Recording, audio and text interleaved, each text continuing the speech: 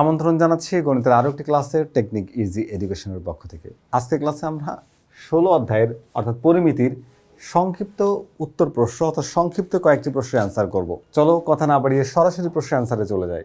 দেখো, আমরা এই পর্বে থাকছে 4টি প্রশ্ন ক থেকে ঘ। প্রথম প্রশ্নে একটি সুষম চতুর্ভুজের কেন্দ্র থেকে যে কোনো শীর্ষবিন্দুর দৈর্ঘ্য শীর্ষের দৈর্ঘ্য 4 সেন্টিমিটার হলে চতুর্ভুজটির ক্ষেত্রফল নির্ণয় করো। ভালো করে প্রশ্নটা আরেকবার পড়ে নিই।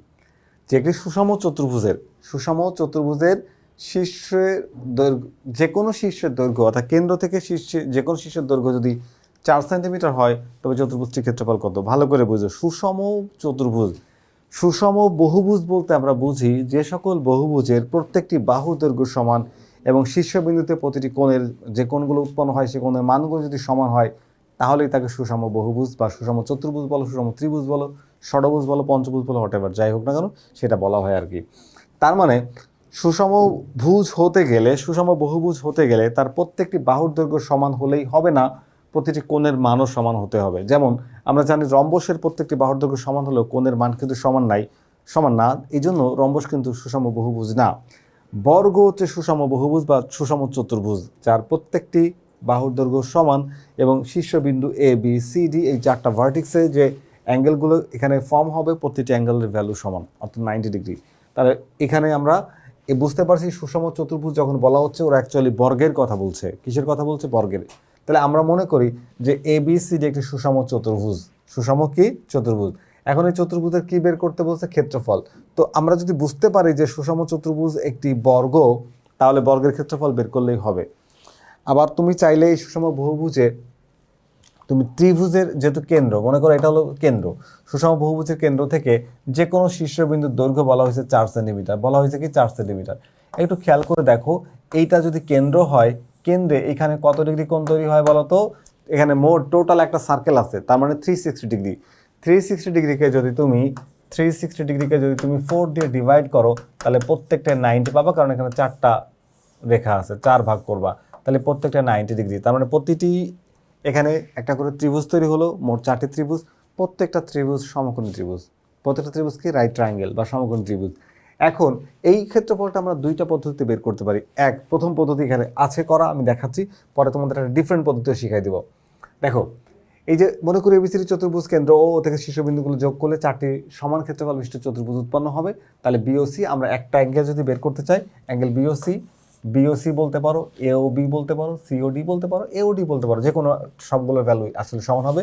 অ্যাঙ্গেল বিওসি সমান 360 divide 4 is equals to 90 degree. আমরা বের করলাম যে অ্যাঙ্গেল বিওসির ভ্যালু হচ্ছে 90 ডিগ্রি। আচ্ছা, এখানে বিও সমান 4 সেন্টিমিটার আর সিও সমানও 4 সেন্টিমিটার প্রশ্নের মত অনুযায়ী। ওকে, এবার মনে করো ত্রিভুজের ক্ষেত্রফল। দেখো, তুমি 2টা বাহুর দৈর্ঘ্য জানো, এই বাহুর দৈর্ঘ্য কত? 4, এই বাহুর দৈর্ঘ্য কত? 4, কেন্দ্র উৎপন্ন কোণের মান কত? 90 ডিগ্রি। আমরা জানি ত্রিভুজের ক্ষেত্রে 2টা বাহুর দৈর্ঘ্য আর কোণের মান জানা থাকলে ক্ষেত্রফল নির্ণয়ের সূত্র হচ্ছে half into A B sine theta. এখানে এ হচ্ছে একটা বাহু আর বি হচ্ছে আর একটা বাহু, তাহলে 2টা বাহুর দৈর্ঘ্য, 2টাই এখানে 4 আছে। ওকে, তাহলে আমরা দেখো সেই ফর্মুলাটা এখানে যদি অ্যাপ্লাই করে দিই, যে খেয়াল করো, এই যে half into A B sine theta. Okay, formula apply করলাম। এখন দেখো, প্রত্যেকটার মান তো আমরা জানি, প্রত্যেকটার মান জানি। এখানে হচ্ছে তোমার এই হলো 4 আর এই হলো 4 আর হলো সাইন 90 ডিগ্রি। এই 4 গুণ করলে কত হয়? 16। সাইন 90 ডিগ্রির মান হচ্ছে 1। 16কে 2 দ্বারা ভাগ করলে হয় 8। 8 বর্গ হচ্ছে একটা ত্রিভুজের ক্ষেত্রফল। এখানে আমরা মোট 4টা ত্রিভুজ দেখতে পাই, 4টা, তার একটার ক্ষেত্রফল বের করছে হচ্ছে 8। তাহলে এইটাও হবে 8, এটাও হবে 8 আর এটাও হবে 8। তার মানে 4 ইন্টু 8, 4 8 32। অথবা তুমি লিখতে পারো চাইলে এই 4টাকে যোগও করতে পারো, বা গুণ হচ্ছে যোগের সংক্ষিপ্ত রূপ, গুণ করে দিলেই হয়।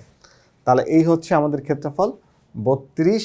দেখো, এই যে 4 ইন্টু ত্রিভুজ ক্ষেত্রফল বিওসি, তাহলে আমরা পাচ্ছি 32 বর্গ সেন্টিমিটার। আচ্ছা, এইটা হলো একটা পদ্ধতি যেটা তোমাদেরকে দেখাইলাম। একটা ডিফারেন্ট পদ্ধতি শেখাই, চলো। ধরো এইটা হচ্ছে একটা সমকোণী ত্রিভুজ, যেহেতু এই কোণটার মান 90 ডিগ্রি, তাহলে 90 ডিগ্রির বিপরীতে যেটা আছে এটা অতিভুজ। তাহলে অতিভুজের মানটা যদি বের করি, তাহলে বের করলে কি হবে? এখানে B C square equals to B O square plus হচ্ছে সি ও স্কোয়ার। এই সূত্রটা পিথাগোরাসের আমরা জানি, সমকোণী ত্রিভুজের ক্ষেত্রে আমরা এই সূত্রটা অ্যাপ্লাই করতে পারি। তাহলে এক কাজ করি, এখানে বিসিটাকে রেখে স্কোয়ারটাকে পাশে পাঠাও, আর এখানে দেখো বি এর মান 4, তাহলে 4 স্কোয়ার প্লাস হচ্ছে সি এর মানও 4, তাহলে 4 স্কোয়ার। তাহলে আমরা কি পাচ্ছি, এই দেখো বিসি সমান সমান হচ্ছে এখানে 16 16 32 32 √32। তাহলে একটা বাহুর দৈর্ঘ্য কত পাইলা বলো তো, এই যে √32, এটাও তাহলে √32, এটাও কি √32, এটা হচ্ছে √32। ওকে, প্রত্যেকটি বাহুর দৈর্ঘ্য সমান হবে, যেটা বর্গক্ষেত্র। তাহলে বর্গের ক্ষেত্রফল কি, বাহুর দৈর্ঘ্যের উপর স্কোয়ার, তার মানে এই 32-এর উপর স্কোয়ার করে দাও, দেখো 32 চলে আসে। তুমি চাইলে, এটা একটা সহজ পদ্ধতি আমার কাছে মনে হয়, তুমি চাইলে এই পদ্ধতিতে সমাধানটা করতে পারো। ওকে, চলো এবার আমরা হচ্ছে পরের প্রশ্নটি দেখিনি। আমাদের পরের প্রশ্নে কি বলা হচ্ছে, আমাদের পরের প্রশ্নে বলা হচ্ছে যে সামুদ্রিকের কর্ণের দৈর্ঘ্য হচ্ছে 6 সেন্টিমিটার এবং ক্ষেত্রফল হচ্ছে 18 বর্গ সেন্টিমিটার হলে এর বিপরীত শীর্ষ থেকে কর্ণের উপর অঙ্কিত লম্বের দৈর্ঘ্য নির্ণয় করো। অঙ্কিত লম্বের দৈর্ঘ্য নির্ণয় করা যাবে খুব সহজে। আমরা যদি এই চিত্রটাকে একটু খেয়াল করি, দেখো এই যে একটা চিত্র দেখতে পাচ্ছ, এ বি সি ডি, একটা কি বলতো, সামন্তরিক। তো যদি এটা সামন্তরিক হয়, এখানে বিডি হচ্ছে সামন্তরিকের কর্ণ, যে কর্ণের ভ্যালু দেওয়া আছে 6 সেন্টিমিটার। এটা বিপরীত শীর্ষ থেকে অঙ্কিত লম্ব, যে লম্বটাকে আমি ধরলাম হচ্ছে 8 সেন্টিমিটার। ওকে, আচ্ছা এবার আসো, দেখো এইটা কিন্তু একটা ত্রিভুজ, সামন্তরিকের একটা কর্ণ সামন্তরিকের দুইটি সমান ক্ষেত্রফল বিশিষ্ট ত্রিভুজে বিভক্ত করে। তো যদি দুইটা সমান ক্ষেত্রফল বিশিষ্ট ত্রিভুজে বিভক্ত করে, তাহলে এখানে একটা ত্রিভুজ আর এখানে একটা ত্রিভুজ, দুইটা ত্রিভুজ। তো এই ত্রিভুজের ক্ষেত্রফল, এটা হচ্ছে ভূমি, খেয়াল করে দেখো, এই যে হাফ ইন্টু ভূমি হচ্ছে বিডি ইন্টু এইচ। তাহলে এই ক্ষেত্রফলটা হচ্ছে ত্রিভুজ এ বি ডি এর ক্ষেত্রফল। তো এ বিডির ক্ষেত্রফল যা হবে, তুমি যদি একটা সামুদ্রিকের একটা কর্ণ সামুদ্রিকের দুইটি সমান ক্ষেত্রফল বিশিষ্ট ত্রিভুজে বিভক্ত করে, তাহলে পুরো সামুদ্রিক ক্ষেত্রফল বের করতে গেলে তোমাকে এটাকে 2 দ্বারা মাল্টিপ্লাই করতে হবে, 2 দ্বারা কি করতে হবে, গুণ করতে হবে। তো তুমি যদি এই ত্রিভুজের ক্ষেত্রফলকে 2 দিয়ে গুণ করে দাও, তাহলে পুরোটার ক্ষেত্রফল তুমি পেয়ে যাবা, তার মানে পুরো সামুদ্রিক ক্ষেত্রফল পেয়ে যাবা। এবার দেখো এই 2 আর এই 2 যদি কাটা যায়, তাহলে বিডি ইন্টু এইচ, তার মানে এইটুকু হচ্ছে পুরো সামুদ্রিকের ক্ষেত্রফল। আশা করি সামুদ্রিক ক্ষেত্রফলটা কিভাবে আসলে এটা বুঝতে পেরেছো। এবার চলো,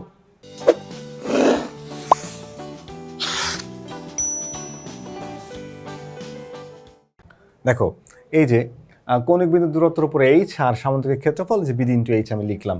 তাহলে বিডি ইন্টু এইচ, চলো বিডি ইন্টু এইচ সমান এই ক্ষেত্রফলটা হচ্ছে আমি বের করছি, যেটা আমি রাফ করে তোমাদেরকে দেখাইলাম।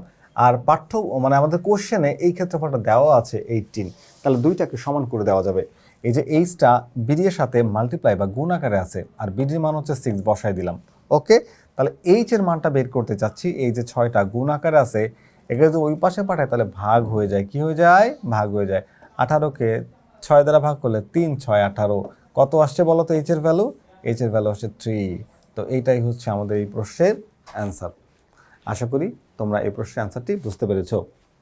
আমরা যদি এর পরের সর্বশেষ প্রশ্নটি দেখে নিই, আমাদের এই পরের প্রশ্নে বলা হচ্ছে কি, দেখো যে একটি ঘনকাকৃতির বস্তুর ক্ষেত্রফল হচ্ছে 2400 বর্গ সেন্টিমিটার হলে 2400 বর্গ সেন্টিমিটার হলে এর কর্ণের দৈর্ঘ্য কত।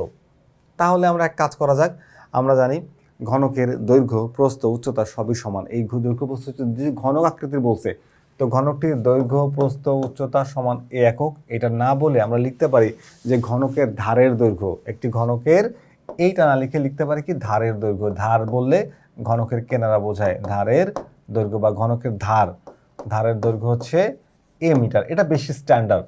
দৈর্ঘ্য প্রস্থ উচ্চতা যে এক সমান, এটা তোমাকে কিন্তু আগে থেকে জানা উচিত যে একটা ঘনকের প্রত্যেকটি বাহুর দৈর্ঘ্য সমান হয়। তাহলে ঘনকের ধারের দৈর্ঘ্য হচ্ছে এ মিটার। তাহলে আমরা জানি ঘনকের সম্পূর্ণ পৃষ্ঠের ক্ষেত্রফল 6a²। তাহলে এখানে প্রশ্ন মতে 6a² ইকুয়ালস টু কি 2400 লেখা যাবে। এবার দেখো a² সমান সমান হচ্ছে এই 2400কে তুমি ভাগ করবা কত দিয়ে, 6 দিয়ে, 4 ছক 24। তাহলে তুমি a² সমান সমান পাবা হলো 400, স্কোয়ারটা পাশে গেলে কি হবে, রুট হবে। তাহলে কি হচ্ছে, এই দেখো a সমান সমান √400, 400 রুট করলে হয় 20, তাহলে a ইকুয়ালস টু 20 হলে এর কর্ণের দৈর্ঘ্য বলছে। ঘনকের কর্ণের দৈর্ঘ্য সূত্র হচ্ছে √3a। তাহলে কর্ণ কি হবে, কর্ণ হবে হচ্ছে √3 ইন্টু a। এ হচ্ছে এখানে কত বের করছে, 20, তাহলে 20√3, এটাই হচ্ছে আমাদের এই কোশ্চেনের অ্যান্সার, 20√3। তুমি চাইলে 20√3কে ডেসিমেল অর্থাৎ ক্যালকুলেটর ব্যবহার করে দশমিকও দেখাতে পারো, আবার এইভাবে রেখে দিলেও তোমার অ্যান্সার হয়ে যাবে। তো আমরা কিন্তু এই যে এর মানটা বের করে ফেলেছি, ঘনকের কর্ণের দৈর্ঘ্য √3a, এই যে মানটা বের করছি, এই যে দশমিকও তোমাদের জন্য দেখিয়ে দিলাম, এই দেখো দশমিকে দেখানো হলো। আচ্ছা, এবার লাস্ট কোশ্চেন আমাদের এই পর্বের, অর্থাৎ আজকের ক্লাসের শেষ প্রশ্ন, ঘ প্রশ্ন 4। এইখানে আমাদের বলা হচ্ছে কি যে দেখো যে একটি সমবৃত্তভূমিক সিলিন্ডারের বক্রপৃষ্ঠের ক্ষেত্রফল হচ্ছে 4400 বর্গ সেন্টিমিটার, উচ্চতা 30 সেন্টিমিটার হলে সমগ্র তলের ক্ষেত্রফল নির্ণয় করো। আচ্ছা দেখো, মনে করি যে সমবৃত্তভূমিক সিলিন্ডারের ভূমি ব্যাসার্ধ আর উচ্চতা হচ্ছে h সমান 3 সেন্টিমিটার। ভূমির ব্যাসার্ধ কত? আর ধরলাম, আর উচ্চতা কত ধরলাম? 3 সেন্টিমিটার। আমরা জানি যে সিলিন্ডারের যে ক্ষেত্রফল অর্থাৎ বক্রতলের ক্ষেত্রফল সিলিন্ডারের 2πr/h, এটা হচ্ছে সিলিন্ডারের বক্রতলের ক্ষেত্রফল। আমরা জানি যে সিলিন্ডারটা একটা বৃত্তাকার, বৃত্তের যে পরিধি 2πr, আর এটার সাথে হাইটটা যদি আমি মাল্টিপ্লাই করে দিই তাহলে বক্রতলের ক্ষেত্রফল পাওয়া যাবে।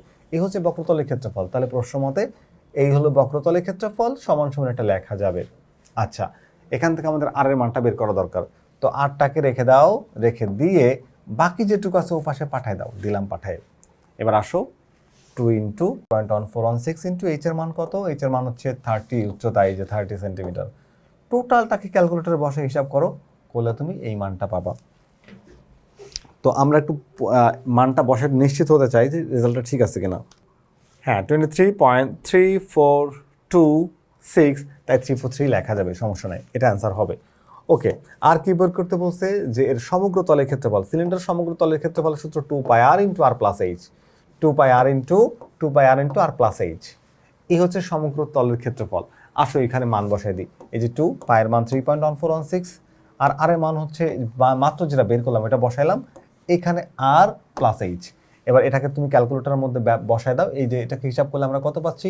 30 আর 23 মানে 53 পয়েন্ট সামথিং। এটা আবার এখানে টোটালটা কেমন যদি হিসাব করি, 2 × 3.1416 × 23.343 × 53.343 টোটালটা হিসাব করলে পাচ্ছি হচ্ছে 7823। এ পর্যন্ত ঠিক আছে। তারপর হচ্ছে 75047, আচ্ছা এইখানে আমি চাইলে দশমিকের পর এইটুকু নিতে পারি। তার মানে তুমি চাইলে দশমিকের পর 0 হইলে আমার 4 সংখ্যার মধ্যে নেওয়ার দরকার নাই। 7823.75 এই যে বর্গ সেন্টিমিটার, এইটা হচ্ছে আমাদের প্রশ্নের অ্যান্সার। তুমি চাইলে দশমিকের পর 4 সংখ্যা লিখতে পারো, তবে 3টা ম্যাক্সিমাম লিখলে হয়, শূন্য থাকলে 2টা লিখলেও চলে। ওকে, কারণ এটা আসছে 4, 4 এর পরে 7, তাই এখানে আমরা 1 যোগ করে বসেছি অতিরিক্ত সতর্কতার জন্য। ওকে, আচ্ছা তাহলে আমরা 16 অধ্যায় থেকে কয়েকটি ছোট ছোট প্রশ্নের সমাধান করলাম। এই ধরনের প্রশ্ন কিন্তু তোমাদের পরীক্ষা এখন আসে, তাই বেশি বেশি সংক্ষিপ্ত প্রশ্নের চর্চা করা উচিত, কারণ সংক্ষিপ্ত প্রশ্নের চর্চা করলে তুমি এমসিকিউ কিন্তু সমাধান করতে পারবে। আজকের ক্লাসটি এখানেই শেষ করছি, দেখা হবে আবারও নতুন কোনো গাণিতিক সমস্যা নিয়ে। ততক্ষণ পর্যন্ত ভালো থেকো, আল্লাহ হাফেজ।